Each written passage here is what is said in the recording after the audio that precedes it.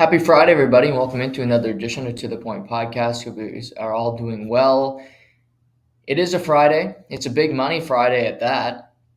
Lots of gambling chat today revolving the NFL Week 6, involving some college football action, a nice underdog parlay that I put in this morning. So I'll let you guys know what I'm thinking on the college front, on NFL, and some interesting gambling fronts for this weekend. So we'll get into that.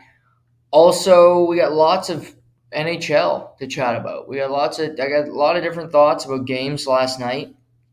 Got through a number of them. We got some headlines in the NHL as well already with some injuries and an extension.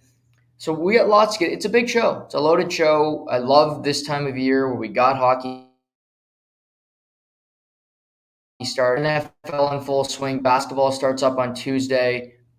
It's a good time to be a sports fan. It's a good time to be a fan of To The Point because lots of content coming, lots of opinions, lot of me that can be up or down, a good thing, however you want to look at it. But I think it'll be fun. These shows are going to be jam packed, and I got lots of notes for today's show, so want to get through them all. But let's start with hockey, and I'm going to start off by saying this: I did not watch the Leaf game last night, so I don't have many opinions about the Leaf game because I've seen the highlight. I didn't watch the game. I made the choice this year that I want to be a person that can talk about as many teams as possible knowledgeably. I pride myself on that. It's something that I think is far more valuable to the podcast than being an expert on one team. And if you disagree with me, if you want me to focus on one particular team, let me know, or a couple. And I can transition because this is about you more than it is about me. Whatever content that you guys enjoy the most, just let me know because that's the most important thing. To me, the way I'm looking at it is you can go to other podcasts for 3 hours of Leaf chat, mixing in some Montreal and the Canadian teams. And I'm still going to talk about Canadian teams on this podcast. I'm not saying I'm not going to talk about the Leafs at all. Of course I am. They're right in the middle of it. They are an interesting team. But to me, grasping the entire league, getting a full picture of what the NHL is doing, the players, the new talent coming in, to me that's a more interesting angle that I can dive into, that we can explore here on this podcast and we'll let the other podcasts do that, which is work for them. But listeners, people that have supported me, November 1st, I'll be doing this for 2 years, which is pretty incredible. And I'm constantly learning. I'm trying to adapt. I'm trying to get better every day. So if you're listening to me and you have an opinion on this, let me know. If you don't like my wardrobe, let me know. Today, Fridays, I like to go casual. I like to wear a nice little sweater. I got my new NFL hat, and I love this hat for many reasons. I think it's a nice hat, but also, if you're watching the video here on YouTube or on Facebook, it's just NFL. It just says NFL, National Football League. No teams, no nothing. Just the league. I'm a fan of the league. I love that point of view. Some people have said to me, why do you have that hat? Where's the team on it? Love that response. It's getting exactly why I bought this hat. So, I got my props, I got the hat, I got my football that I like to have around when we do the shows here. So just let me know. That's my thought on the NHL. That's what I try to do with football. That's what I'm planning to do with the NHL, just to spread out the content a bit. I joke about watching, a bad team every year, and I watch a bunch of their games. It's the truth. I watched the Sabres game last night. I watched Sabres Sens, and I watched Florida and the Islanders at the same time. Just to take you through my night last night. This is how I absorbed content. I started with the Sabres game in Ottawa. It was 8 o'clock start. Got that on my TV. Then on my computer, I threw on Florida and the Islanders because Florida, one of the two most interesting teams to start the NHL season for me, right with the Calgary Flames. Islanders are interesting too because I think they're going to be a lot better this season. So I wanted to watch that game. While this is happening, I am taping the Thursday night football game between the Washington football team and the Chicago Bears. We will talk about that briefly today. So I'm taping that so I can watch that game while the Ottawa Buffalo game goes to commercial. Yes, goes to intermission. I apologize. Yes, this is the truth. This is my life. It's sick. I realize that. So I got those two games that I'm watching, and then I got the football game in the intermissions. After the Buffalo Senators game ends, I threw on Calgary, Colorado. Really intriguing game. We'll talk about that. After the Florida game ended, I switched to what did I throw on? I threw on the Kraken game against the Los Angeles Kings because release the Kraken. Back-to-back nights Kraken hockey for this guy. Maybe the only person on planet Earth that did that, but I watched both of those games. Sadly, start to finish. Big win for the Kraken last night. Shane Wright, healthy scratch. No mention of it. Ontario tax. I continue to be right on that front. And that's trademarked, by the way. For everybody that heard that out there, everybody that finds this true, it's to the point TM. Ontario tax is trademarked. It is mine. It is ours. Do not steal it. TM. Trademarked. That's what I absorbed last night. I also watched a bit of Tulsa UCF this morning, or Temple UCF this morning. Yeah. So that was a lot of content last night, but that was my night. That's how I absorbed the games. And I didn't throw in the Leaf game, as I mentioned, just because I watched their first game. I didn't feel like they're everybody's favorite. Overdrive, I'll talk about them for 3 hours today. You can go there. Listen to me first, though, because they do a good job, though. Overdrive's a good podcast. I promote stuff when I like it. It's a good show. It is. They talk too much about the Leafs, but hey, not everybody's perfect. Not everybody can be Jake Gyllenhaal or, Selma Hayek. Not everybody can be those people. But anywho, let's pivot to Sabres Senators. Yes, I watched this game in full last night. And the Sabres are incredibly intriguing to me alongside the Senators. But I want to start with the Sabres. Okay, they win last night. They beat the Senators. Power play was horrible. We'll get to that in a minute. What I think the big thing that Don Granato has done in Buffalo is the big bold word or the easy narrative is, he's built a new culture. Okay.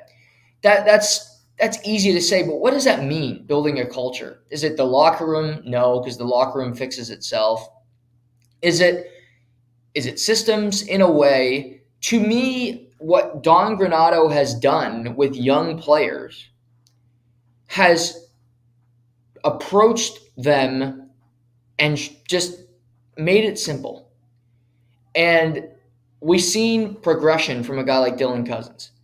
Dylan Cousins was pretty raw coming out of junior. Played some in the American Hockey League. He's done that. He's bounced around. But now he's solidified himself as a valid NHL player. Good player, Dylan Cousins. No doubt about it. But what he's done, and what I think Don Granato has done with his coaching, is he's preached smart play over the flashy play. And predominantly, this is done in your own zone. This is how you become a true bona fide NHLer. Because you can have all the skill in the world. Dylan Cousins was a fantastic major junior player. He was a fantastic world junior hockey player. But when you get to the NHL, you are not going to be as dominant as you were in junior, unless you're McDavid, Matthews. We know the list of names. When you are going to be a second line, elite type player, a good player, you're going to need to adapt and play a more simplistic game early on until you find your bearings, until you become what you ultimately hope to be, which is a star player. Couple times last night, we saw Buffalo Sabres do this flashy play in their own zone over the smart play. Owen Power, who I think is going to be very good, had a mixed bag of a game last night. I thought he jumped up into the play a few times where he really, you can see his stride, you can see his confidence, height is there, all the attributes you'd want in a defenseman. But then there's also times I look at him and in his own zone, it's a quick pass up the boards. Just make the pass. It's like a quarterback. I'll talk about Justin Fields later. Make the throw. And he didn't. He would wait a second, and then, before you know it, the puck's off his stick, it's a steal, and then you're in trouble in your own zone. Sometimes the smart play, or the easy play, if you will, is so hard for these talented players to accept. Power, I saw it last night. JJ Peterka, I saw it a few times last night. Buffalo's a young team. Extremely young. But they have potential. It was one shift where Power did it. They got stripped. They got the puck. It looks like, hey, we got control. We can get the puck out of our zone. But what happens in the same shift while everybody's gassed? There's another turnover, and you can't get the puck out again. Again, this happens. So this season, and Craig Anderson had a quote yesterday about wishing he was 10 years younger so that he could be here longer in this development of a team that could be very good. I agree with him. I think the Buffalo Sabres, they keep making smart decisions, re-signing Donnie Granato, one of them, developing good players like Owen Power. I just look at a couple things for Buffalo. Dylan Cousins has improved. It took over a year. He's improved a lot. Looks extremely confident. Looks like a bona fide NHLer last night. I equate his progress to Drake Batherson's, who I think looked fantastic last night as well. He's a great player. But Dylan Cousins is improving. He's more confident. That will happen for kids like Peterka, for guys like Owen Power. Casey Middlestad's fine. I think you're starting to see parts of what could make him a good NHLer. But making the smart play is what Donnie Granato is going to – that's the biggest thing he needs to do this year. Smart play over the flashy play. And it's extremely difficult because you can get away with the flashy play when you're younger because you're better than everybody. You're not better than everybody here. Owen Power is not better than Thomas Chabot right now. Owen Power is not better than Timmy Stützle right now. Owen Power is not the best player on his own team right now. Can he get there? I think he can. But I look at the nucleus of this Sabres team. They're not going to be a great team this year. They win opening night. Montreal wins opening night. And don't think I like watching teams that have young talent because I like to see how it can translate. In a way, these teams are similar in that I think Buffalo has more young talent that they hope to push forward and build a successful team. Montreal wants to trade away some of their veterans to get better. Both teams, you could argue, are without a goaltender of the future. Jake Allen is not a goaltender of the future for me, for the Montreal Canadiens. Good stopgap goalie, has been a great trooper there. He's not the guy that's going to win a Stanley Cup in net. It's not going to happen. Buffalo's got Craig Anderson and Eric Comrie. Neither of those guys are going to – maybe Ukko-Pekka Luukkonen can develop. Yeah, it's a mouthful of a name, but he was drafted high. Maybe he can be the goaltender of the future for the Buffalo Sabres. But you got Peterka, you got Cousins, you got Middlestad, Tage Thompson. You got signed long term. You got talent signed long term. Rasmus Dahlin, you have signed long term. This Buffalo team has a nucleus of guys that can be successful. You're going to lose games. You're going to have nights where you're not in it. You need to develop good habits so that eventually you're ready to compete. You're ready to swim with the big boys, so to speak. But Dylan Cousins to me was the biggest. It's one game. It's one game. It's a good first impression, but he looks good. Laine played a hell of a game last night as well. Both guys look good. JJ Peterka gets his first NHL goal. Good for him. Sabres win. Now, on to Ottawa. One of my takes before this season was that I thought Timmy Stützle was going to be one of the breakout stars of this year. I thought Timmy Stützle could get to a point per game. He's a guy that third overall pick. He's got a lot more potential. And again, it's one game. But I look at his game last night, and I couldn't feel more confident about my take. Played fantastic last night. All over the ice. All over the offensive zone. Stealing pucks, shots, good passes, and not to mention, you put him on a line with Drake Batherson and Brady Tkachuk. Yes, Ottawa. They didn't score last night.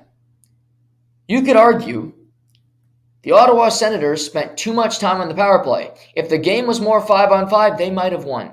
Probably would have won. Their power play was horrible.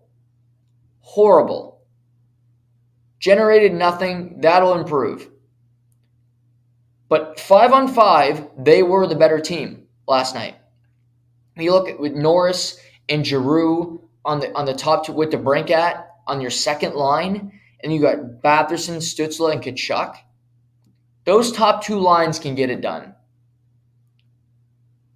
There is no superstar on the Ottawa Senators yet. Drake Batherson will never be a superstar. And that's not a shot at Drake, but it's just the way the superstars, to me, you got to really prove it to become a superstar. It's not just, oh, you're a superstar because you got this many points. You got to do it consistently. Drake Batherson will be a great player the rest of his career. He's never going to be a superstar. Brady Tkachuk is not a superstar, will never be one. To me, Thomas Chabot is not a superstar. Really good player, not a superstar. Timmy Stützle can be. To me, I think he can be. Can he be a 100-point player? Yeah. I think so.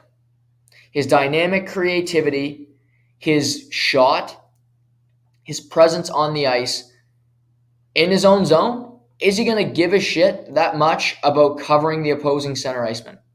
No.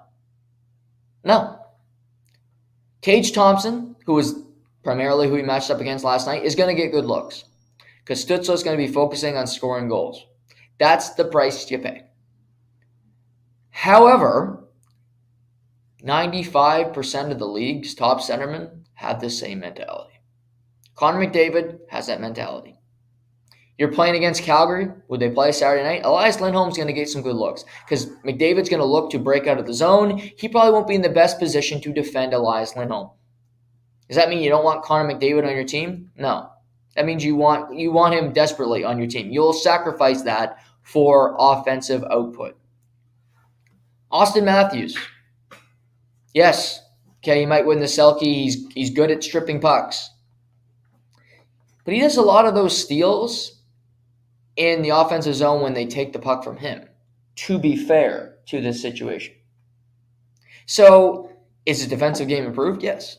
But nobody's Patrice Bergeron. That's why Patrice Bergeron is going to the Hall of Fame. That's why Patrice Bergeron is a very unique player because he values defensive-minded just as much as offensive-minded play.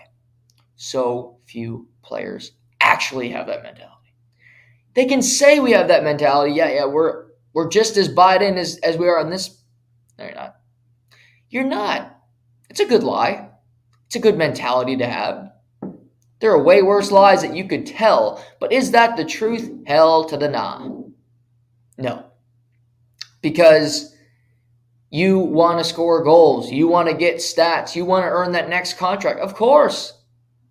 When you're at your job, do you work harder when you're by yourself or when your boss is around? Well, if you're smart, you work harder when your boss is around. Now you could say to me, well, no, I work just as hard. I work the same amount. No, you don't. It's in our being. We want to impress the person that we're trying to impress. You go on a date. You're going to be dressed nicer. You're going to clip your nails. You're not going to wear this hat and this sweater pairing that I got on today. You're going to look more presentable. At least you probably should. It's just human nature. That's how it works. Defensive-minded metrics don't get you money, don't get you long-term extensions, don't get you praise. Therese Bergeron can win 85 Selke trophies. That award is still given a moniker of, okay, it's a Selke trophy. Do you remember the year the St. Louis Blues won the Stanley Cup? Fun fact, did you know Ryan O'Reilly won the Selke that year? Not many people do. And when he was brought up as to why he's having such a great season, it was like, oh, it's only the Selke trophy. That's the outlook on that award. But Stützle looks great. He does. That is just what you work harder at what's going to lead to you being more successful. Your boss comes in the door, you put in a little more hustle. You might work harder when he's not there, but when he gets there, you tell him what you did that he asked you to do, or that he didn't have to ask you to do, so he's impressed with you. So that he's got to give you the raise. He's got to think about at least giving you a little extra pay, whatever the perk that you're looking for. Come on, everybody. You know I'm right. Your effort normally depends on the carrot, if you will, that's in front of you. When you potentially could get a raise, when you potentially could get a date, when you could potentially get X, you work harder. It's just human nature. Timmy Stützle is never going to be Mr. Tryhard in his own zone. But he might be a Mr. 100-point man, and I think Ottawa will be okay with that. And DJ Smith and Jack Capuano on the Senators bench can look to Claude Giroux and be like, hey, Claude, we're going to need you to keep winning faceoffs at your rate, and we're going to need you to really lock down and not give up many 5-on-5 goals, okay? Your numbers might dip, but guess what? You're signed already. Your career's done, basically. You're just a bit piece for us now. We need Timmy to shine. These conversations happen, folks. You'll give up bad defense for good offense every day of the week because your lesser players who aren't scoring that much to begin with buy in defensively because you don't have a choice on the matter. That would be a gift for Ottawa if Timmy Stützle could be a 100-point player. And they can look at Matthew Joseph and say, hey, Matthew, we really like you. We traded for you last year at the trade deadline. We signed you to an extension. Yeah, we love you, but buy in defensively. Be the best third line in hockey. Don't give up 5-on-5 goals, okay? Okay? Yeah, you might get 12 goals this year, but guess what? We might make the playoffs. That'd help. Make us feel good. Your next contract, I will give it to you, we promise. Maybe. Everybody's success. One person's success does not benefit everybody. That is the funny thing in life. You'd think when politicians make decisions, it would benefit the entire country, the entire province, however you look at it. It doesn't. That's life. Timmy Stützle's success might be the detriment of others. Could be. You hope that a person finding success, finding all kinds of ways to be more effective will benefit everyone. It doesn't always work that way. It can with quarterback, wide receiver combination. Okay, you give me a new contract. Except you might want to stay with that organization, but you might price yourself out. Right? You might price yourself out. They'll keep the quarterback, of course. The quarterback is the most important position. In hockey, it doesn't always work that way. Because if you're a scoring winger and you have to pivot your game and now you become a defensive-minded winger on a defensive-minded third line and your contract runs out, but the guy in the first line's having career seasons and you got to depart, are they going to look at it the same way? Are the opposing team going to look at it and say, well, yeah, we see you. You're a really good defensive-minded winger on a third line. Why don't we pay you like one? We like you and this team at that role, but we don't like you at $4 million. How about 1.2? Find security and you're in the first year of a 4-year deal and you want to try and experiment, that's when you do it. But when it's a player that's on an expiring contract that's asked to change their game or asked to buy into this new system, well, if you can, that's the art of a good teammate if somebody's willing to do that. Because let me tell you, it doesn't always benefit that person. The economics game benefits certain people. It hurts others. The bitter truth, the bitter irony. Drake Batherson, quickly. He had 44 points in 46 games last year. Injuries, you remember he got hurt just before the All-Star game, really hurt his shoulder. He'll be a point-per-game player this year. He'll get at least 82. I could see him being over point per game. With this line, Tkachuk, Stützle, Drake, they won't play each other the whole year. He'll have 82 points at least. I think he'll go over the number this season. If you're looking at player props for points this season, I would look at Batherson. I would take the over on a point per game. I truly think that. He's a really good player. You see him flip that puck over to Tkachuk last night and went bar down. Drake Batherson over a point per game. That's an interesting gambling prop I would look at this year. And I'd look at Timmy Stützle over on his points as well. Just a couple thoughts on the gambling front before we move on. Florida Panthers, New York Islanders last night. Interesting game. Florida Panthers, systematic. I'm watching last night. And Florida gets on the first power play of the season. And I'm looking like, okay, well, I'm thinking Tkachuk will be out there. He is. I'm like, I think Sasha will be out there. He is. I think Sam Reinhart will be out there. He is. I'm thinking, well, maybe Carter Verhaeghe will be out there. He is not. I'm like, okay, it's a little puzzling. And then I see Aaron Ekblad out there, of course. Nobody loves Aaron Ekblad more than me.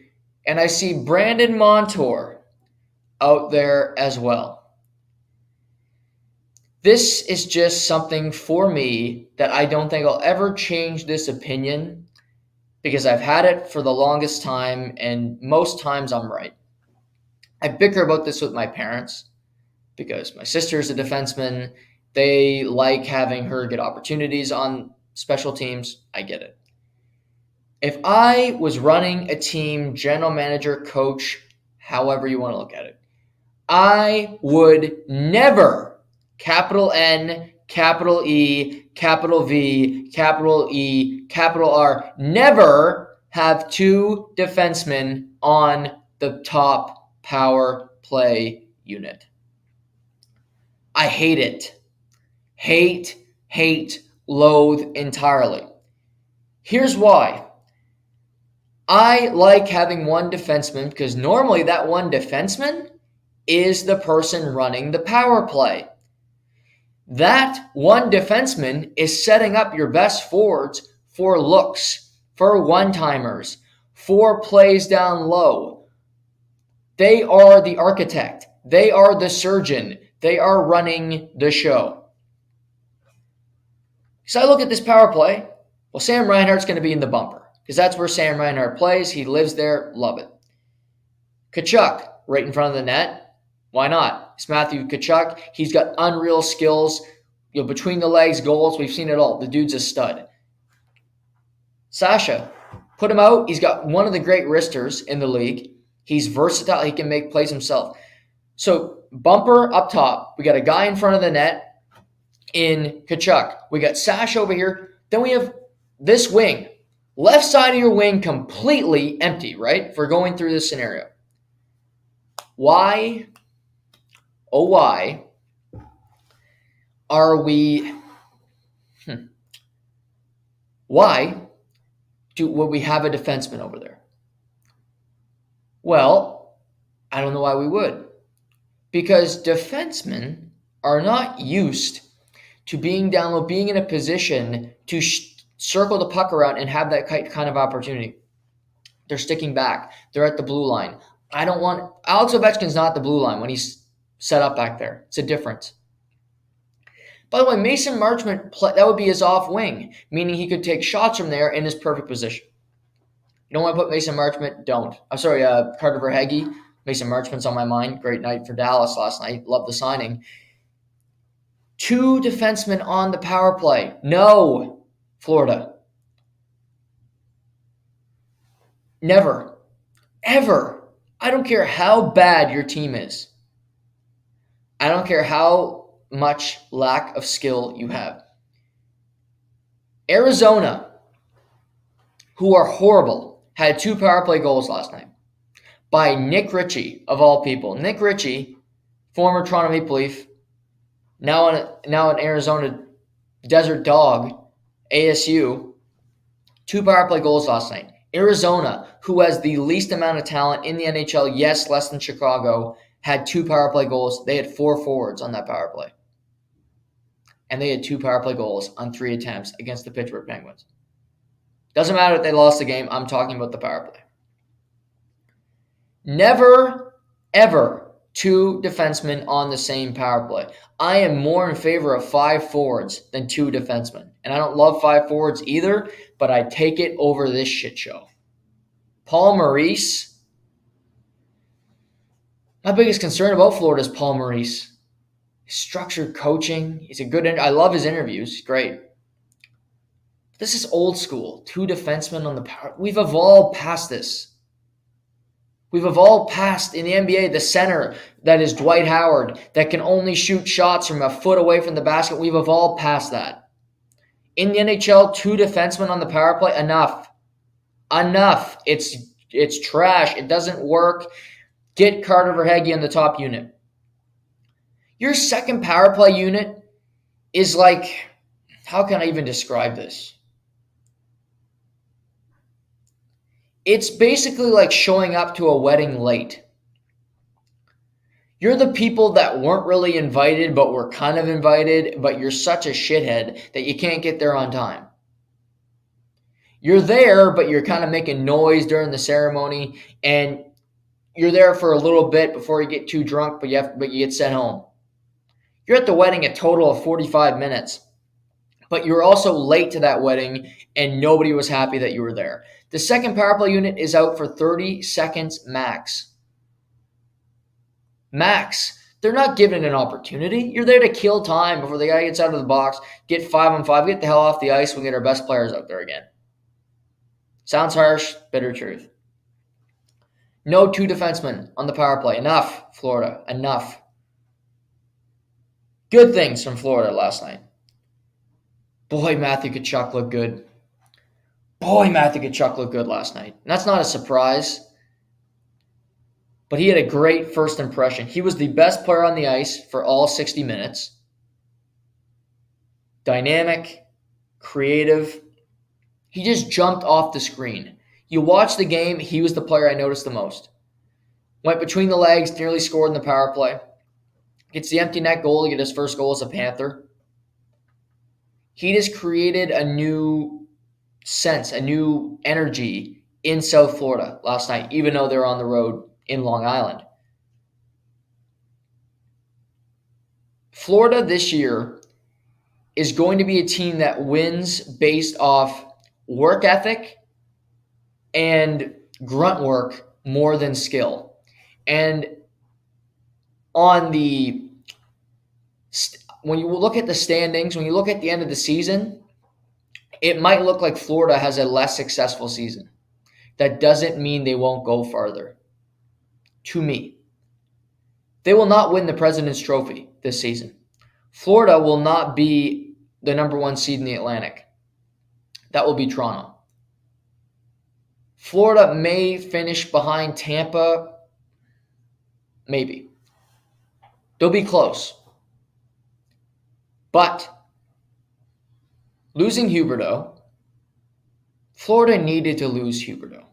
Huberdeau is going to have success in Calgary. We'll talk about them in just a minute here. He's going to have success there. He's got a new opportunity himself. It's refreshing for both sides. But the way this team played was a soft team that if you couldn't score from the outside, if you couldn't score goals via highlight reel, you weren't going to win. Newsflash. In the playoffs, you're not going to win that way.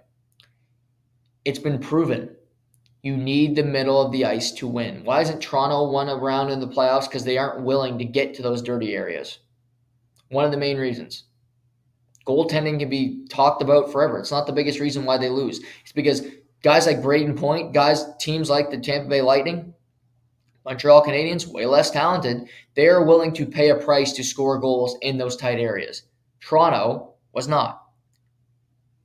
Florida was not either. They wouldn't go to those dirty. Tampa is a gritty team full of skilled players. But when you get to a certain time of year, are you willing to flip the script and do what is required? I look at this team, way less talented than it was last year. Way less talented. Hornquist and Achari and Luosterainen and Anton Lundell. You have a bunch of grunt work type players. Lunch pail, box it up, let's go to work. That's their team in a nutshell. I think Anton Lundell, who led the NHL in shorthanded goals last year, will have a bigger impact this year. His skill will come out more. But I look at the rest of the lineup. Luosterainen scores a goal last night. He's got 28 points in 104 NHL games in his career. Patrick Hornquist, as gritty as it gets. The second coming of Thomas Holmstrom. Very much in your face, meat potatoes, punch you in the face to make a play. Whatever he has to do to win, he will do it. Love him. Love him.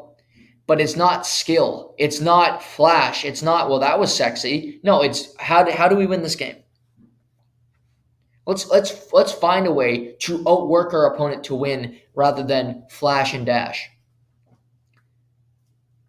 It's a different Florida Panther team. I'm intrigued to see how this roster plays in the regular season. Because teams that have high-end skill are rewarded in the regular season. Toronto, Florida, Colorado can do both. But again, you get my point here. It's having the ability, when it matters most, to play that hard-nosed game. And I think this team will be. They are equipped to play that game. They won't be as good as they were last year in the regular season, but that doesn't mean they won't be as successful at the end of the year. We'll have to wait and see. That's the joy of the regular season. But I think this team will be fun to watch. Kachuk looks great. And need some work. They need to patch some holes, find some better. Their defense is a weak part of their team. We'll talk about that more on a later date. Colorado, Calgary. Colorado, this was their second game in 2 nights, so back-to-back to start the season. They have emotional the first game. They beat Chicago. It's great. They raise the banner, and they get a win. But then they got to fly from Colorado to Canada, get to Calgary in late, and you got Calgary who are fired up, ready to start their year. And Calgary couldn't have had a better first impression. It was a game of domination from the Calgary Flames. It was 5-3 at the end of it. It was not close to being 5-3. Calgary came to play last night. Huberdeau, Weegar, Kadri, every new addition they acquired made a good first impression last night. They all came to play. They all provided something different. I thought Calgary looked great. I thought Huberdeau fit in well, set up Lindholm for a goal, which I think is something we'll see a lot this year. Weegar got a primary assist on a Rasmus Anderson goal. Weegar, of all the new additions, I think Uyghur was the best player last night. He was better than Huberdeau. He was better than Kadri. He just looked inspired. He looked ready to go. You can't say anything bad about the game because they dominated the Stanley Cup champions, the reigning defending Stanley Cup. They dominated them. Colorado, again, their first back-to-back, they didn't play great. It takes a while to get your legs under you, get you ready to play, but that doesn't change the fact that Calgary played fantastic. Calgary, Florida, two most interesting teams to me to start the season at the very least. I'll look at these teams, I'll look at the new barometer as we get to 20 games, 40 games, as we get to new goalposts, right? But to start the year, that was the two teams for me because of the change, because of the systematic shift, because of the coaching change in Florida. How's that going to work? Calgary's, big, it can be an opportunity, or Calgary's big problem will be players' ability to adapt, ability to rise up or fall down. Player number one that comes to mind for me in that regard, Dylan Dubé. Dylan Dubé scored a shorthanded goal last night. I think he had a great game. I like Dylan Dubé a lot. He's got more offense on the bone. He's got more scoring ability on the bone. He started the season last night playing with Nazem Kadri and Andrew Mangiapane. Really interesting line. A line mixed with toughness and skill. Because Mangiapane scored 40 goals last year. Nazem Kadri had 87 points. And Dylan Dubé was the lesser of the three, but might have more offensive upside than even Nazem Kadri. He's a guy that, to me, that's going to play shorthanded minutes, but still be a great 5-on-5 player. So Dubé's one for me. The other, I've said the last couple of years, Rasmus Andersson has been talked about as being the number one defenseman on the Calgary Flames. And my pushback to that has always been, no, Rasmus Andersson is not the number one defenseman on the Calgary Flames. He's the number one defenseman on the Calgary Flames because he has to be. They have no other option. There's no other player to be thrown in there. Uyghur is not the option. He's not a number one defenseman. He's paid well. He's not a number one defenseman, however. I watched Rasmus Andersson last night. He played like one.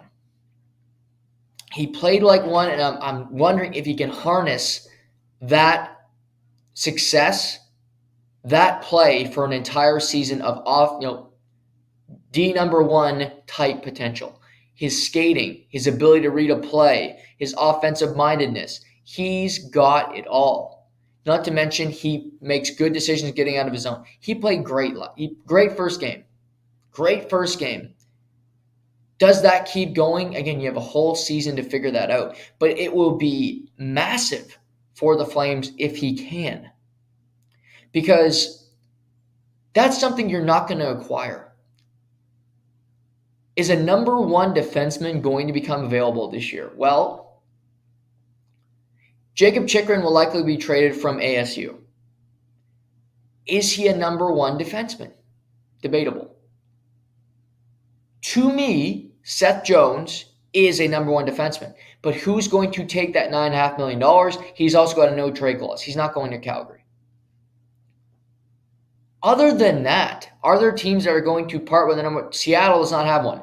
Anaheim, I wouldn't trade any of those. I like them all. That's the problem. The teams that are going to have potentially number one defensemen to trade, you're not going to because they're so hard to come by. So a team like Calgary, Rasmus Andersson developing into a number one defenseman would be huge for this team because it changes your outlook. Colorado getting Cale Makar changed their team because you can slot in everybody. Taves, you got Byram, you got Gerard, who I don't like, but still he fits in better because he's on your third pair. It helps your team, helps you fill out. Calgary looked good. I like their lineups. You got Richie playing with Lute. I mean, they got a gritty, they got a physical team mixed in with a whole lot of skill. It's a good combination. A real good combination. You got a great goalie. And you got a coach that's won 2 Stanley Cups. Like him or hate him, Daryl Sutter's a winner. He's dry as hell. He does it his own way. He's Daryl Sutter. But he's turned things around. This team is a threat. They got the Oilers tomorrow night. The back half of Hockey Night in Canada. Interesting game. First time they played each other since the postseason. You can make an argument anytime 2 Canadians teams play against each other is an interesting game. I would vehemently disagree. I could point to Toronto-Ottawa matchups not being entertaining for the last 5 to 6 years. Maybe it will be this year. Ottawa goes into Toronto tomorrow night. All I can add on the Toronto front is they went 0-for-5 in the power play, and they won a game. I don't think they'll go 0-for-5 in the power play many times this year. I might be wrong. I don't think I will be. Matthews tips in a shot from Archie Giordano. Great. Beat Washington at home. Home opener. Great. Still got that shitty goal song. I wish they changed that. I like Hall & Oates. I don't like that song. What would you choose as the goal song? If you're all the Leaf fans out there, what would be your goal? What would be the goal song for the Leafs? I mean, there's cliche songs. I mean, you could go. I like Enter Sandman, Metallica. That's more baseball, I suppose. I mean, for my goal song, if it was just an individual thing, mine would be a lame song. It'd be like a Tragically Hip tune, or "Dance of the Clairvoyants" by Pearl Jam. There's a great song. Certainly would not be any of the new music out there. Zach Bryan or whatever knockoff this guy is now. Sorry if you're a Zach Bryan fan, but the guy's a fraud. Didn't mean to go on that tangent, but I like Hall & Oates. Not that song. Crap goal song. Come on, change it. Change it. They won't. They won't. It's just so easy. It's a crap song. Maybe Chris Johnston will write that in his next column. They might talk about changing the goal song if he brings it up. TSN Insider, just Leafs Insider. Oddly enough, I liked him better at Sportsnet because he only came in once a week. He wasn't so obvious that he was a Leafs fan, Leafs homer, Leafs booster. Be another fun poll question we could look into next week. Who is the biggest media? How can I frame this correctly? Who is the media member that is the Maple Leafs' biggest booster? There we go. That's a question there. If you're listening to this show this weekend, how about you leave a rating and review? And in your review, so I know that you left a review, and I'll appreciate it, you write what media member is the biggest Leafs booster. We need these rating reviews. It helps the show, helps us on our rating on Apple Podcast. Also, I'd love to see your answers. I want to hear from all of you. Rating review, leave the answer. If you leave a rating and review this weekend, I will bring it up on Monday's show. There's a promise. Leave us a rating review. Also, last night, Penguins get off to a rip-roaring start. They beat Arizona State University. Here's a fun fact. Arizona State does not play a home game until October 28th. Road trip to start the season. They go through Eastern Canada. They go through the East. They stink so bad. Poor Karim Verlaja. He's going to lose a lot of games. His goals against there we go. Verlaja is a pretty good goaltender. He's going to play for a brutal team. His stats are going to go down the drain. His next contract is going to struggle. Organization hurting his stock, hurting his ability and his ability to make more money. First home game, October 28th. What other interesting tidbits last night? Seattle beats Los Angeles. Shane Wright, healthy scratch. Ontario tax. I mentioned that earlier, but I do find that interesting. That he was a healthy scratch his second NHL game. Why was he a healthy scratch last night? Easy thought, well, because they don't want to use his entry-level contract yet, and he can only play a total of 9 games. And I think they got to start chatting to Shane Wright about the possibility about him going back to junior. I think they got to make sure they chat with him so that his confidence is not completely shaketh. So that he's okay. He doesn't lose it. He doesn't give old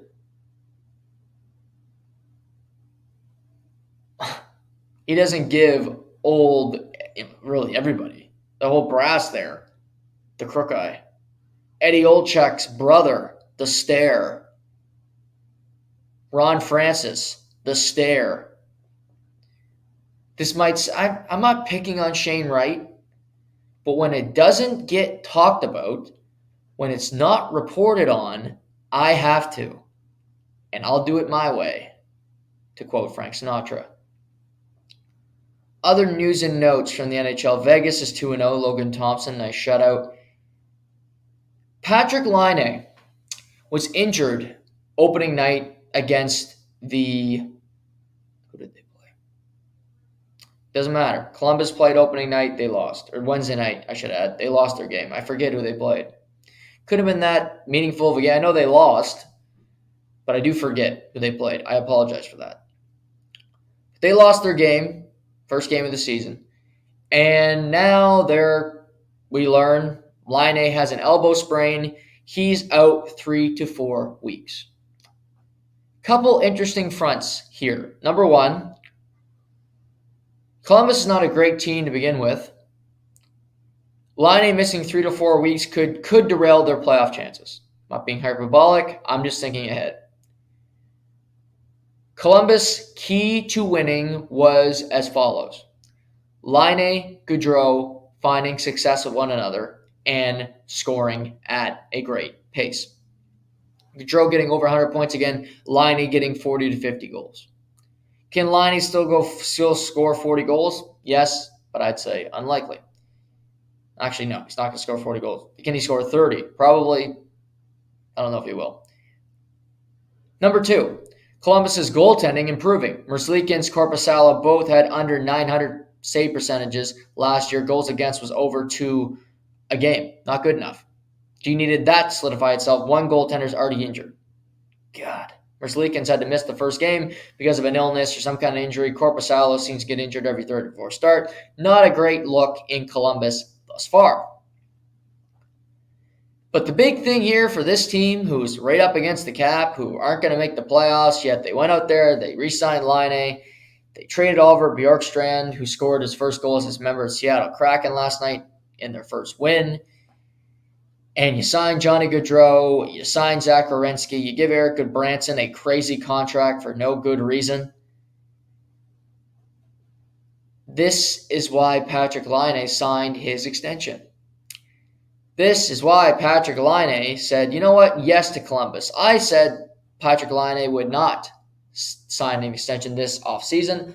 On an earlier show, I pointed out my ignorance. I pointed out when I was wrong, because that's how I approach this show. I was wrong. He signed an extension because he couldn't pass up the money. He might love Columbus. He might hate it. He doesn't care. He knows he wasn't going to get that type of change, which was over $7 million, anywhere else. For situations such as this, a 3 to 4 week elbow sprain injury can cost you much more than $1 million. Here's why. You get an elbow sprain, you don't have a contract for next season. Columbus might be out, might be wondering, can we keep this guy? He hasn't been that great since Torts left. He's good, he's okay, but I don't know.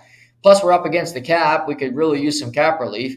And he doesn't really give a whole lot in the defensive zone, and he's injured all the time. That screams, let's let him walk. But you're so desperate to keep players in Columbus. Panarin left. Seth Jones left. Bobrovsky left. Duchesne left. Columbus has been just a way station for people to pass through, get a connecting flight, and go to a better place. Florida, Nashville, you name it. Chicago. But you had to keep Laine in town, so you gave him an extension even though he didn't deserve it. You had to give Werenski the same deal as Seth Jones because his ego was hurt. And you had to bring Johnny Gaudreau in and give him that money because he was too stupid to go back to Calgary. Right. Columbus is a organization that is searching for an identity through desperation.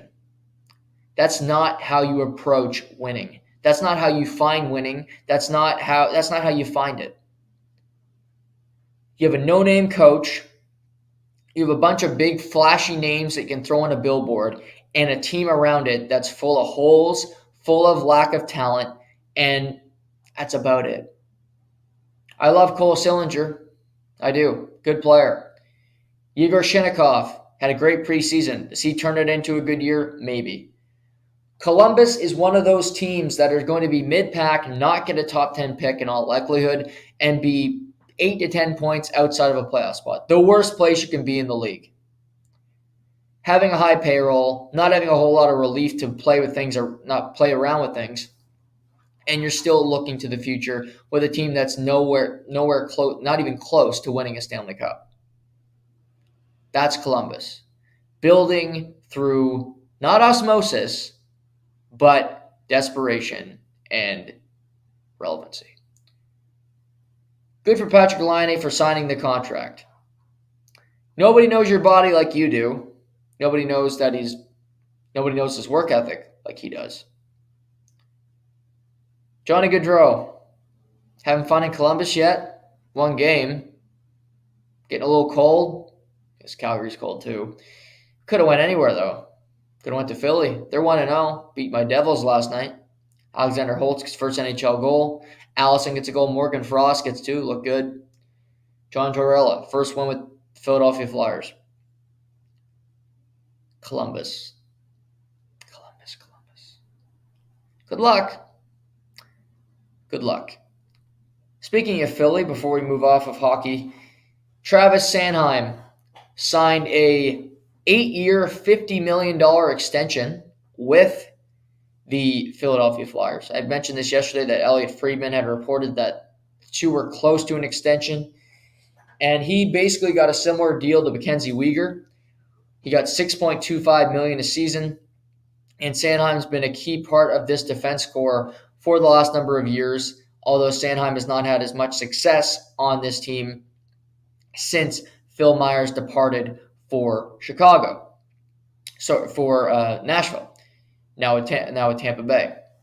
Now you could argue Ryan Ellis is going to be featured with Sanheim. Ryan Ellis' career might be over. He's played 5 games as a Philadelphia Flyer, and now Travis Sanheim is paired with Justin Braun. I don't mind this extension. To me, I will always say this. 8 years for a player that is not going to be a cornerstone of you potentially winning a championship does not make a whole lot of sense to me. Travis Sanheim's a fine player. He's a defensive-minded defenseman. He makes smart decisions. He'll be your grandfather's favorite defenseman because he'll finish with a good plus-minus, and he'll give you a hard day's work. He's meat and potatoes, but meat and potatoes is a good meal. My grandfather ate meat and potatoes for 50 years, and he was a healthy man. Was in good shape. Didn't have a beer belly. He ate meat and potatoes every day. He was better for it, for having that meat and potatoes. And teams are better for it having a meat and potatoes defenseman. Canada, TJ Brody, meat and potatoes. Absolutely. Shea Weber was a better meat potato, but again, a meat and potatoes type guy. You think of teams that win. Brian McKay was meat and potatoes. He had a good career. Every team's got a meat and potatoes type guy, but you don't give him 8 years, 50. You're telling me Sanheim's not taking 6 times 6? He can only get 7 from another team. Is he getting 7 from another team? I don't know. My recommendation to general managers, 8-year contracts go to special players. Just think of this. Travis Sanheim and Leon Draisaitl both got 8-year deals. Does that seem right? Does that seem like it makes sense? Does that make a whole lot of sense? Travis Sanheim and these guys have the same number of years on their deal? It doesn't to me, but then again, maybe I'm just being a hater. Maybe I'm thinking too much about it. 8-year contracts should go to guys that you know are going to change your team. They are going to be building blocks on your success. I cannot say that about Travis Sanheim. Really good player, meat potatoes, but not a game changer. Provorov, I'd give him 8 years. Yes. By the way, Provorov and D'Angelo, I watched a little bit of that game last night too, New Jersey and Philly. D'Angelo looked good with Provorov. Got an offensive first pair there in Philadelphia. And I just mentioned about your grandfather's favorite defenseman, which would be Travis Sanheim. Your grandfather, or in this case, my father, would hate this defense pair because I guarantee at the end of the year, their plus minus is not going to be good. But they probably both will have over 60 points, 50 at least. This is how you know you're talking to a veteran. If somebody mentions plus minus to you, it should be a game. Because plus minus is the most meaningless stat in sports. It's a stupid one. It doesn't measure anything. Watch the games and see how a player plays. Look at giveaways. Look at other metrics that you can look at. Owen Power getting stripped last night. That would have been his fault. Would not have been his defensive partner's fault. Would have been a minus, however. Does that seem fitting? Does that seem right? No. Stupid. Just stupid, my friends. But that's the NHL report from last night. Interesting night in the National Hockey League. Again, these are fun. I just went through an hour of hockey talking about all these different teams. And I enjoy that. I hope you guys, like I said, give me your feedback about, do you want me to talk about certain teams? Do you want me to go around the league? Because that to me it's fun to watch different teams, and I can bring that information to you all. Different notes. Did you know Shane Wright was a healthy scratch last night? That might be news to all of you. Again, I track this shit. That's something I like to do. Winning games, how players are playing. Morgan Frost, I think, is going to have a good rookie year. He's an older rookie. Could he be nominated like a Michael Bunting? Maybe. 2 goals already. Alexander Holtz, first NHL goal, ASU. That fun little note. First home game is October 28th. Make sure to watch. It's against the Jets. It's on a Friday night. Yep. Every league, every team has your superstar, has your hero player, if you're going to be a good one. And sometimes that player is not highly touted, you're not looked at as the man. You're brought into the organization, and you got players in front of you people say, well, this guy's going to be our future of our team. This guy is our future. Well, I don't think Yordan Alvarez was meant to be the star of the Houston Astros, but he is. Jose Altuve was in front of him. Alex Bregman, Carlos Correa, George Springer. All these guys were the Astros. But credit to the Houston Astros, players have left and they've stayed relevant. Jeremy Pena's played well. Phil Matone, great guys in the bullpen like Bobby Abreu, Ryan Presley. But Yordan Alvarez is quickly becoming a household name, and he's becoming a one-name player. You can just say Yordan. Because through the first 2 games of the Seattle Mariner-Houston Astros series, Yordan Alvarez has been the hero in both games. In game 1, it was bottom of the 9th inning. 2 outs. Robbie Ray with his tight pants comes out to the mound, and Yordan Alvarez crushes a fastball to Mars. Walk-off, 9-8 win. In game 2, Luis Castillo, trade deadline acquisition for the Seattle Mariners. Playing like an ace, is an ace. Having a great start. 1 run through 6 2/3 until Yordan Alvarez moonshot. It's 3-2 Astros. They add another run. They win the game 4-2.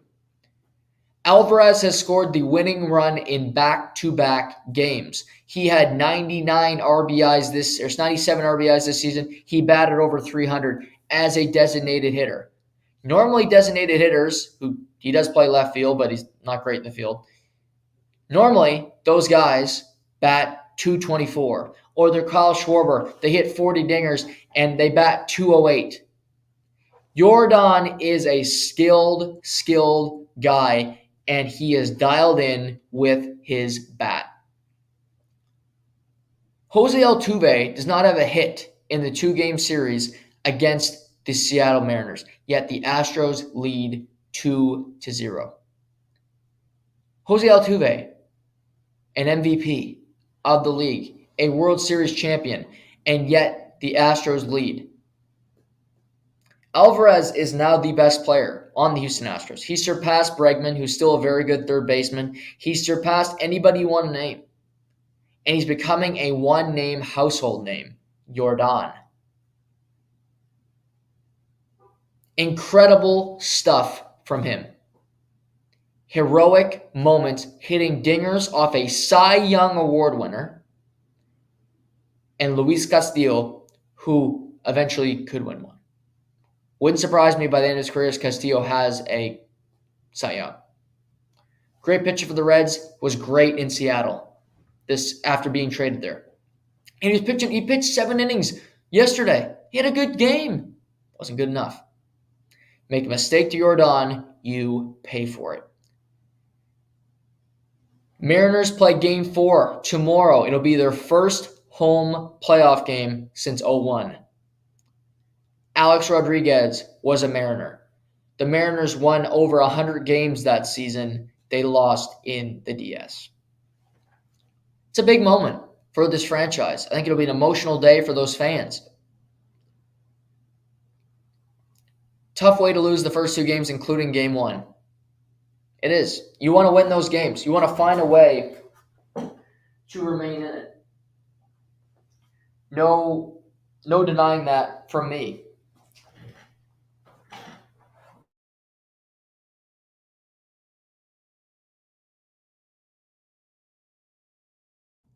Look ahead to the starting pitchers as I prepare for the Yankee game is ongoing. That game has just started in the Bronx.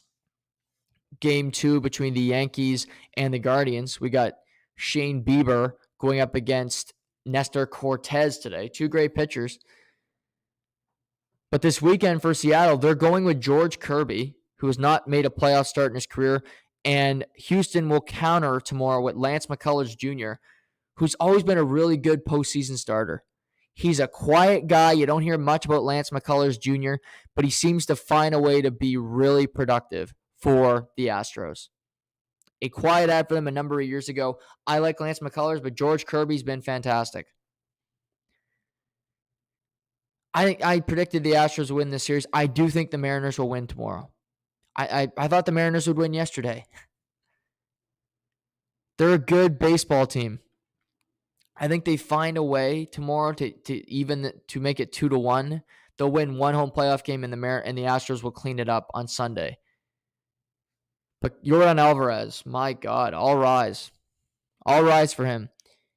Other series, I mentioned the Yankees. They got a game this afternoon against the Guardians. That's ongoing right now. We got that game. It's currently 0-0. It's bottom of the first inning. Braves, Phillies, game 2 today. We got Charlie Morton for the Braves going up against Aaron Nola for the Phillies. Charlie Morton is a good postseason pitcher, but he normally gives you about 5 innings. He's meat and potatoes. He's Travis Sanheim, oddly enough, mentioning they're playing Philly. He's like Rich Hill. You know what you're going to get from him. It's a little, it's not as much as you'd like, but it's a solid meal. I thought Spencer Strider would get the start today, quite frankly, for the Braves, but they're not going to. They're going with Charlie Morton, the veteran. I get it. Not really. Phillies win today gets interesting for me because I think that would be the optimal move. Oh, and as I'm saying this, folks, they flexed it. Strider is starting today. There we go.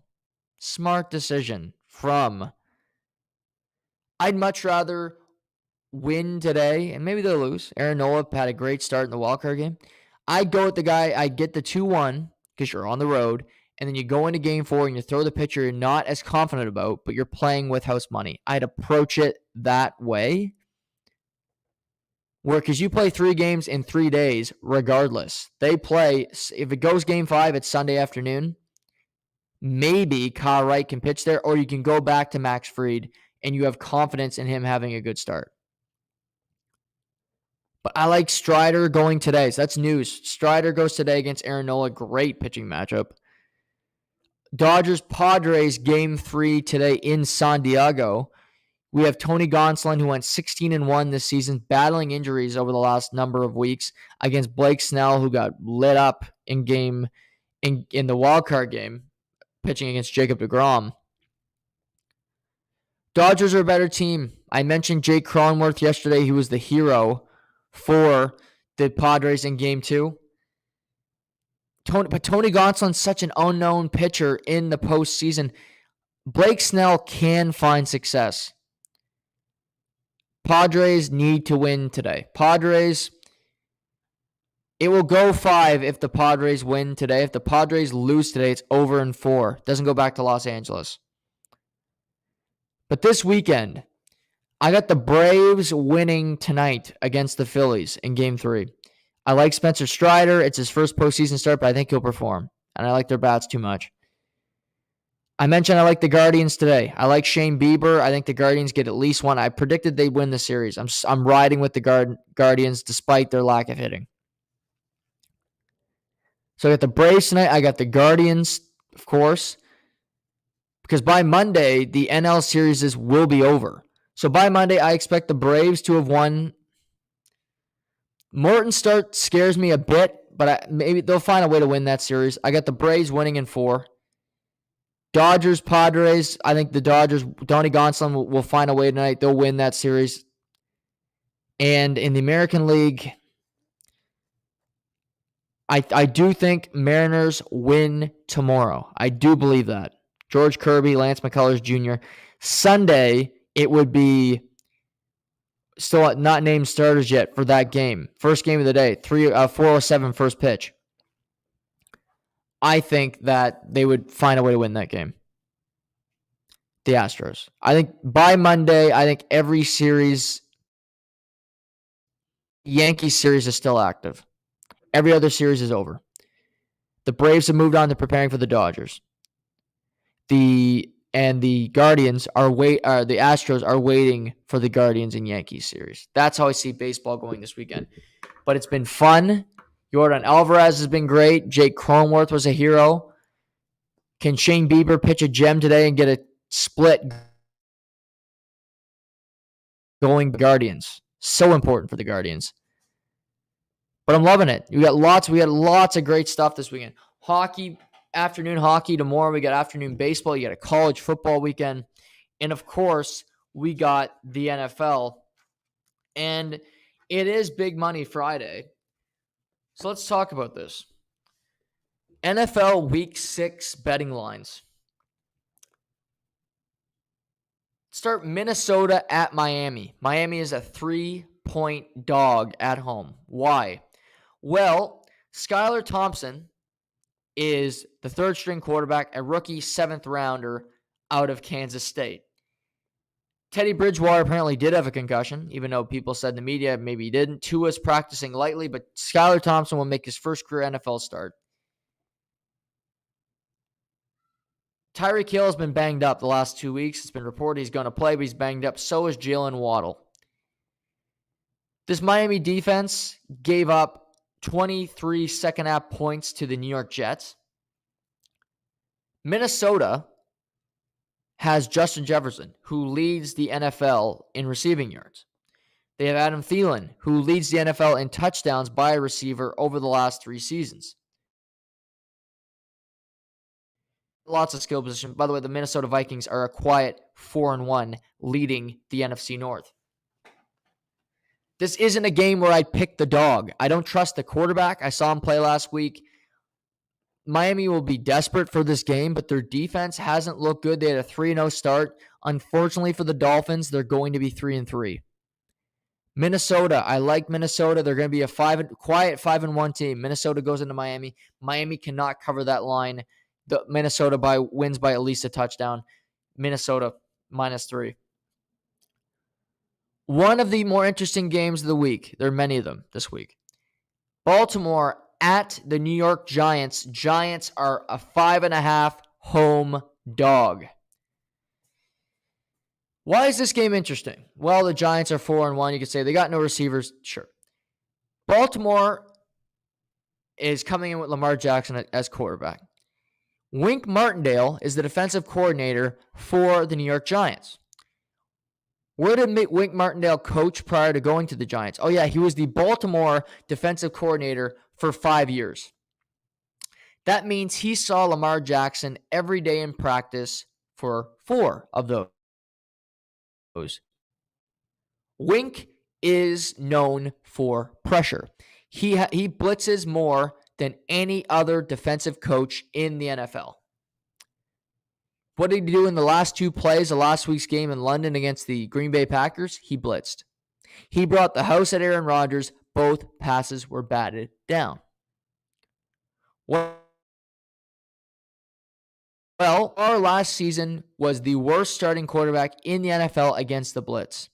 So far this season, he is the number 1 quarterback against the blitz. What a transformation. I think Wink is going to bring the house at Lamar Jackson. And this Giants defense is better than what was predicted before the season. This Giants offensive line is better in past weeks than it has been. Oftentimes, their sacks are covered sacks or the fact that Daniel Jones is holding on to the ball too long. Baltimore's defense has been decent against the run. That's not the reason they're losing games. They give up big passing plays. Came back. You see them play against Miami. Tua threw them back into that game. The collapse against Buffalo, that was more about Josh Allen. Yes, he did some damage with his legs, but he also hit Stephon Diggs for some big plays in that game as well.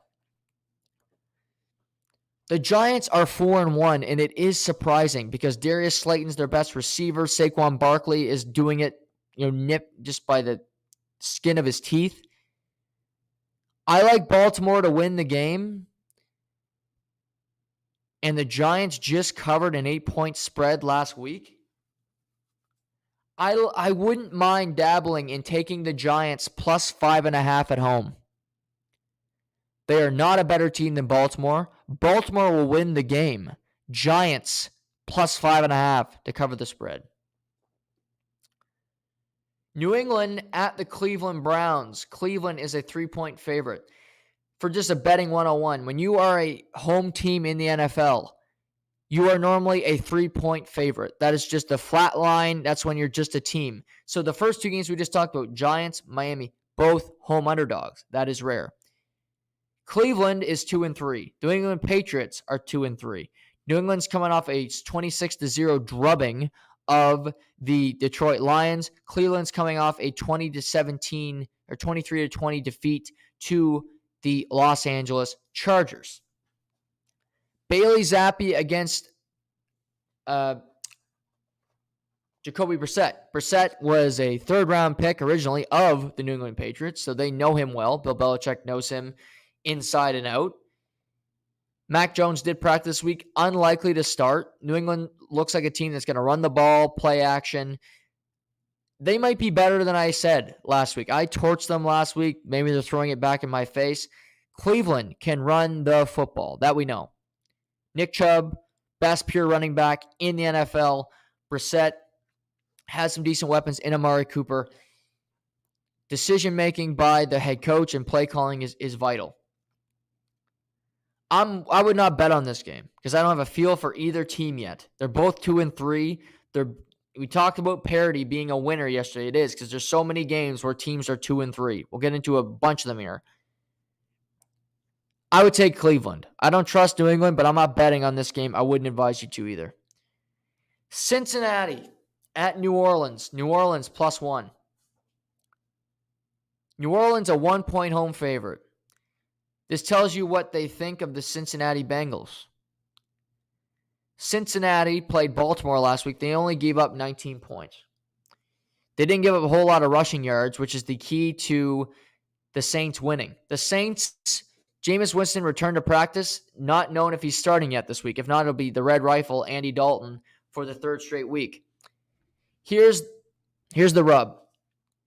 New Orleans is winning games because last week. With Taysom Hill, with Alvin Kamara, with Big Trust, Mark Ingram, that is how they win. Cincinnati's not giving up many rushing yards a game. They play a conservative, and their key to winning, Cincinnati, they're facing two deep safeties every week. They're getting the Cincinnati treatment where teams are saying, take the checkdowns, take what's in front of you, because you're not going to beat us over the top. Jamar Chase is not having a great season on paper. T. Higgins is not having a great season on paper. It's just check down, short pass. Joe Burrow has to accept his fate here.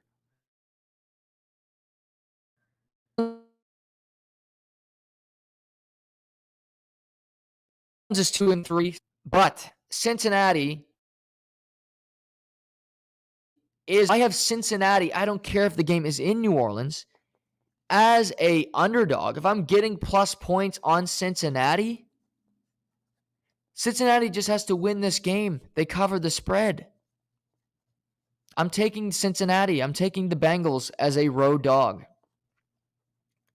San Francisco at Atlanta. Atlanta, 5.5-point home dog. The Atlanta Falcons are a covering machine when it comes to gambling. They have covered 5 straight weeks. They've covered against teams like New Orleans, like Tampa Bay, the Rams. They've covered against good teams. They covered against the Seahawks. They beat the Seahawks. 5 straight covers for the Atlanta Falcons.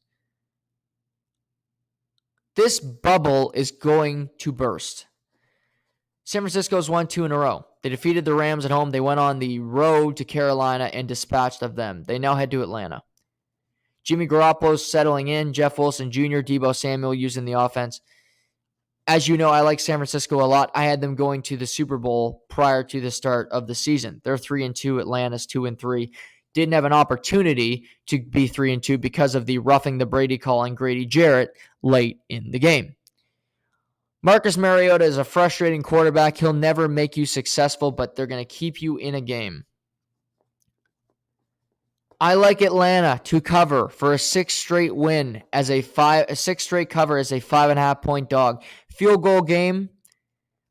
I don't think Atlanta will win this game, but the way this season is going, if you're smelling upset, I don't blame you, because there's just something in the air this season. But to recap, I like the Giants, 5.5 home dog to cover, and I like Atlanta, 5.5-point dog to cover. 2 games that I like. New York Jets at the Green Bay Packers. Packers, 7-point home favorite. The Jets have won 2 in a row for the first time in seemingly ever. Beat the Dolphins. They beat the Steelers. Dolphins were without a starting quarterback. Steelers are 1-4. Might be the worst team in football. Doesn't change the fact you've won 2 in a row. Green Bay barely beat the Bucs, and they lost to the Giants in London last week. Green Bay's offense does not rank in the top 10, nor does their defense. I thought both would. The Jets, this is a tricky game because recency bias is screaming that you take the Jets +7. I would not do that. I think Green Bay is going to win this game. I think they solidify themselves. I do like the Jets roster. I've talked about that a lot. But this is the type of game. Green Bay's at home. It's a get-right game for Green Bay. You improved to 4-2. You just lost to the Giants. If you're Green Bay, you're tired of losing to New York teams. I wouldn't bet on the Jets in this game. I normally like taking, you get the 5.5, you get a 7-point, as you can be an underdog, but Green Bay's at home. Aaron Rodgers is not going to lose back-to-back games to the Jets and the Giants. No offense, New York, but it's not going to happen. He doesn't have great weapons, but he's got 2 running backs that Matt LaFleur needs to incorporate more. You have A.J. Dillon, the Moose, and you have Aaron Jones, the versatile little leopard. Use them on the field. Spread them out. Slants, outside. And by the way, Aaron Rodgers, do not just stare down Allen Lazard if it's a tight game late. If you gamble on the Jets this weekend, all power to you. I respect the bet. +7. I do, to cover.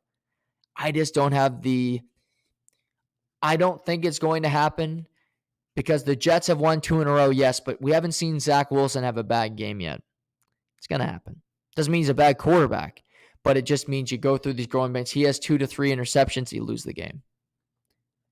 It'll happen. It wouldn't surprise me if it comes against Zaire Alexander needs to have a big game for Green Bay. He's one of the best. He's coming back from injury at corner. He needs to play.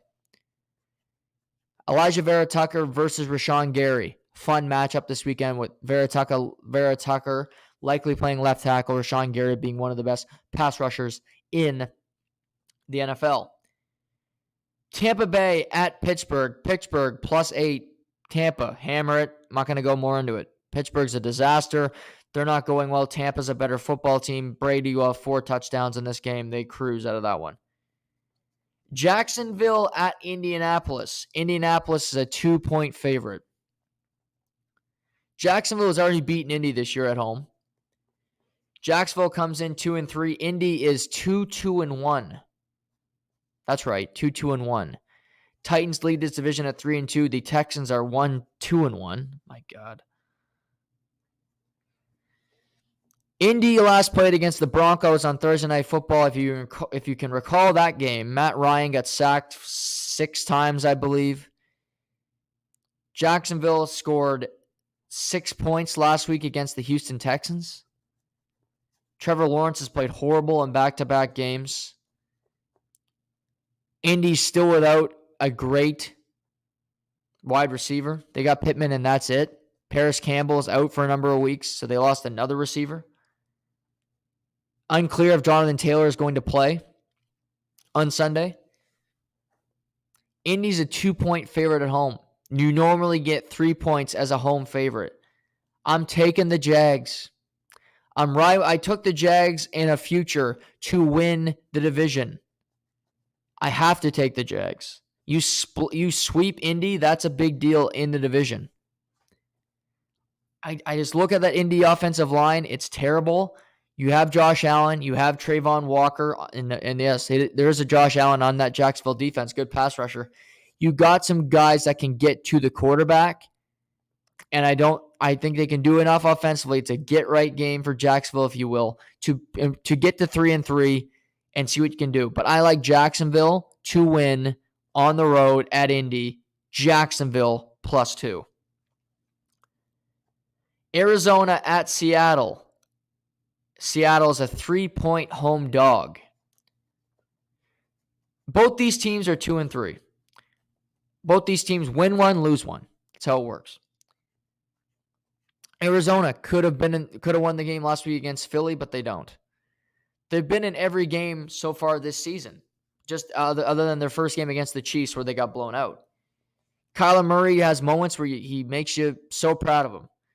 Geno Smith has been a better quarterback this season than Kyler Murray. He's been a better quarterback than a lot of quarterbacks, but Geno Smith's been really competent, a really solid quarterback for the Seahawks.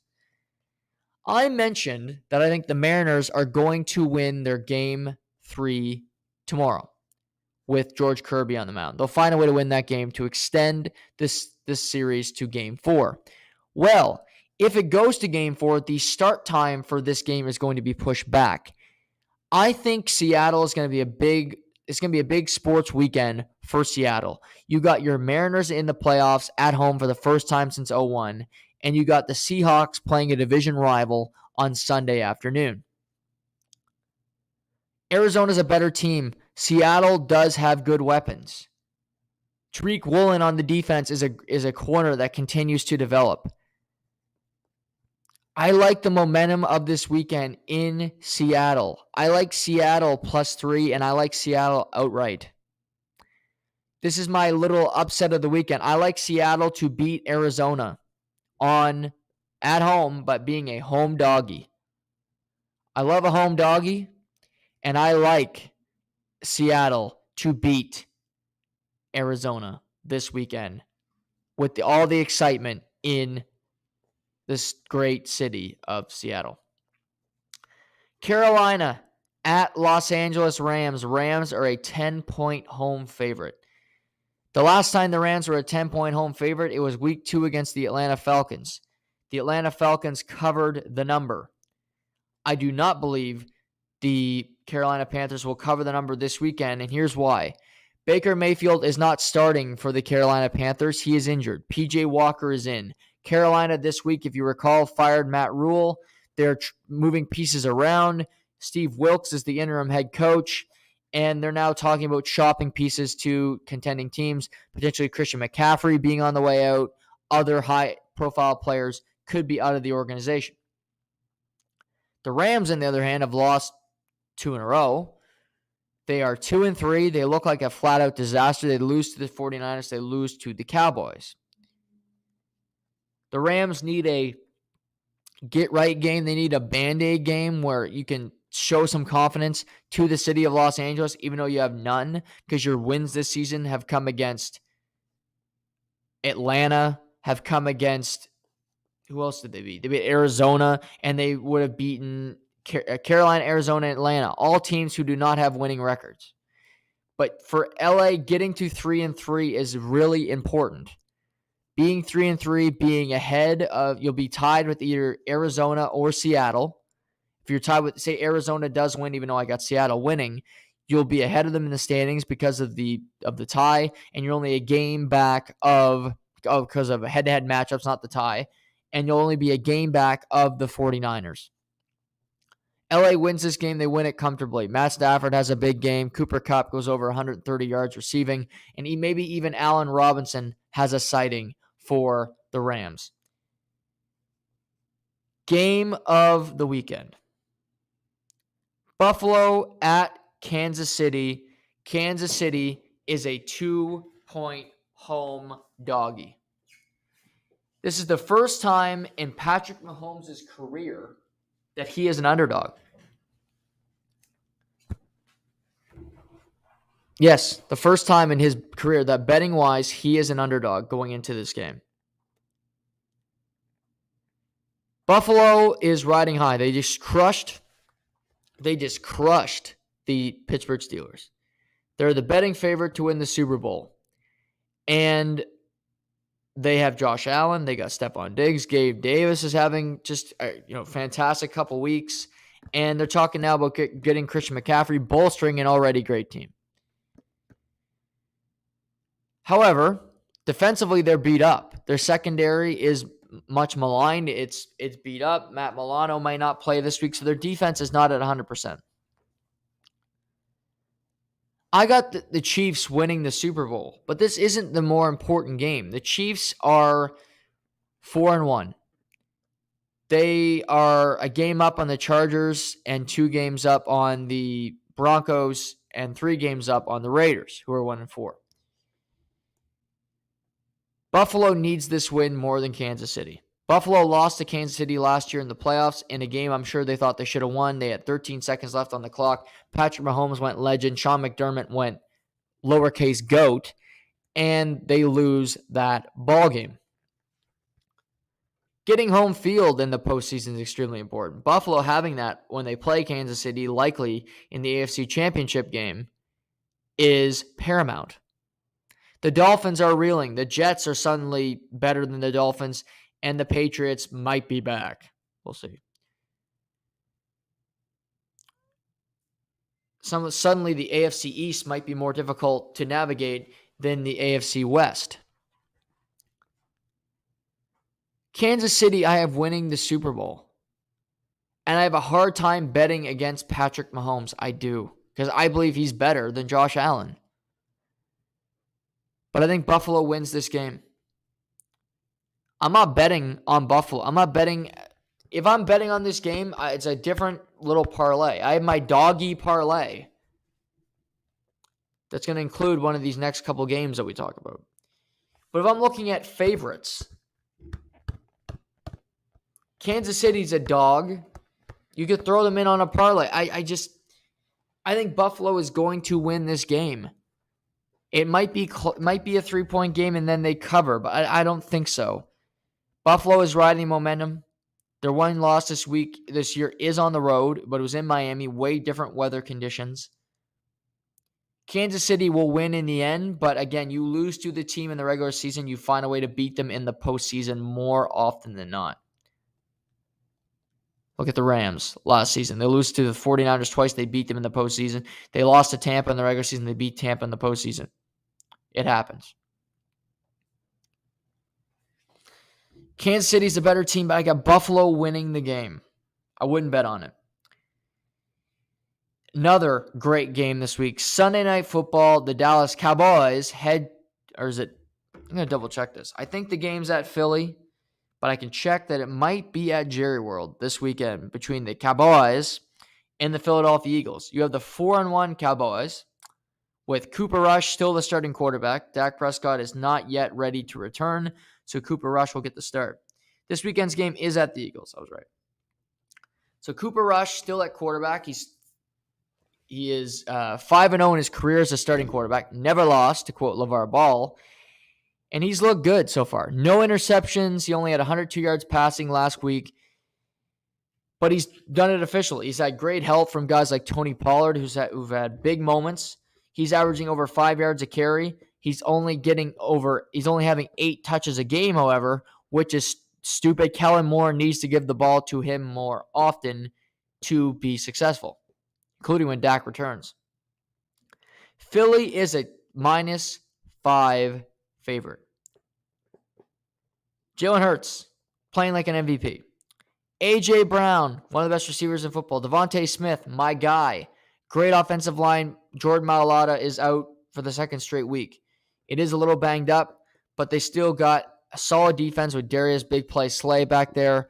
They got a good linebacking core. Hassan Reddick has been completely wrecking guys. Brandon Graham. They got a solid pass rush, as do the Cowboys. Cowboys defense, I would give the edge to.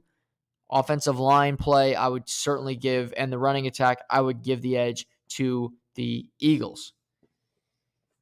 Eagles have not lost. The Cowboys are 4-1. They're riding this way when both teams are on winning streaks. Cowboys 4 in a row. Philly 5 in a row. Something has to give. Philly's a 5-point favorite. I have the Cowboys +5 in this game. For some reason, I think the Cowboys are going to win this game with Cooper Rush. Because it sparks controversy. It sparks Cooper Rush just beat the best team in the NFL. Can we put Dak back in? It's a ridiculous argument, but it will come. ESPN is dying for it. Mike Greenberg, host of Get Up, is literally dying for this to happen. I'm not sure Cowboys win. I got them +5. And here's my doggies parlay of the week that I put in this morning. I got the Giants +5.5. I have Atlanta +5.5. I got Jacksonville +2. I got Seattle +3. And I got Dallas that's a 5-way parlay. All underdogs, of course, because that's the way I roll. Monday Night Football game is Denver at the Los Angeles Chargers. We'll talk about that more on Monday. Chargers right now are a 6-point favorite at home. But the Giants game, really interesting this weekend. The Jets game has become way more interesting at Green Bay. Jacksonville is a watchable game. Buffalo KC at 5:25. You got to see every snap of that game. Dallas at Philly. You got to watch every snap. It's a good weekend in the NFL. You got some really, really good games that I can't wait to dive into. Quickly, before we sign off for the weekend, college football this weekend. It's a good weekend for the NFL. It's a huge weekend for college football. Undefeated's meeting up. Saturday afternoon, you got Penn State at number 5, Michigan. Michigan's a 7-point favorite. I like Penn State to cover. Iowa State at Texas. Texas minus 15.5. Texas will win that game. Iowa State won't cover. Auburn at number 9, Ole Miss. Ole Miss minus 14.5. Ole Miss will win by at least 17. Minnesota is a favorite at number 24, Illinois, the Fighting Illini. Illinois is ranked. Minnesota is not. Minnesota has one loss. They're coming off a bye week. The Illini, 6.5-point home doggies. You know how I love a home doggie. I got Illinois plus 6.5. Kansas just got their first loss of the season. They're at Oklahoma. They lost to TCU in a last-second game with a backup quarterback who balled out. Oklahoma is getting a 9-point favorite at home. 3 straight losses, including a 49-0 drubbing in the Red River rivalry to Texas. Kansas plus 9, road doggy. Love it. Alabama at Tennessee. 2 undefeated teams. 2 teams in the top 10, just like Penn State and Michigan. Alabama number 2, Tennessee number 7. Alabama nearly lost to Tennessee last week. Bryce Young will likely play in this game. He knows how important it is. Tennessee is back. They're plus 7. I wouldn't put it in my other. I like Penn State to cover. I like Illinois to cover, and I like Kansas. I might put that as a parlay. I would separate it, and I got Tennessee plus 7 just because I want to have a cojones pile. Take Tennessee. Oklahoma State at TCU. 2 undefeated teams. Max Duggan, if he gets a win this week, he will definitely be in the Heisman conversation. TCU is a 3.5-point favorite at home. I got Oak State on the road, plus 3.5. I like Oak State a lot. Best team in the Big 12. NC State at Syracuse. Syracuse minus 3.5. Syracuse undefeated. NC State 1 loss to Clemson, who has not lost yet. Don't bet that game. I'm too scared of it. Clemson at Florida State. Clemson minus 3.5. Clemson will win that one. Stanford at Notre Dame. Notre Dame a 17-point favorite. I love to bet against Notre Dame. Stupid religious school. They think they're better than everybody. No offense, Matt Wright. Stanford stinks. They did cover against USC. Stanford will cover against Notre Dame. Stanford plus 17. And this game, no sense. USC at Utah. Utah has lost 2 in a row, including to UCLA. USC is undefeated inside the top 10. I get it, Utah, including I was high on Utah before the season, but this season keeps going and things change. It's tough to win in Utah. I get it. The Utes, all that stuff. Guess what? Lincoln Riley, Caleb Williams, Travis Dye, Jordan Addison, and that offense are going to win in Utah. USC plus 3.5. Here's what I like. Kansas plus 9. Fighting Illini plus 6. USC plus 3.5. And of course, you go with Oak State plus 3.5. There's my doggy parlay for college. That's what we do here To The Point. We give you doggy parlays, and I'm telling you, college, I'm hitting them. NFL, I miss quite often. College, I don't. What a weekend. Sports, sports, sports. Get to go home right now and watch Yankees Guardians. Game 2, Shane Bieber, Nestor Cortez. Can the Guardians get a hit? Stephen Kwan. Can anybody else? How about don't hit into 3 double plays? That might help. Rangers Jets tonight. Jets first game of the season. Rangers third game in 4 nights. They defeated the Wild last night in dominating fashion. See what the Yaroslav Halak will likely get his first start of the season for the Rangers. You know, a New York Ranger, if you didn't know. Well, everyone, I hope you have a great weekend. I hope you watch some sports this weekend because, my God, there's some good games.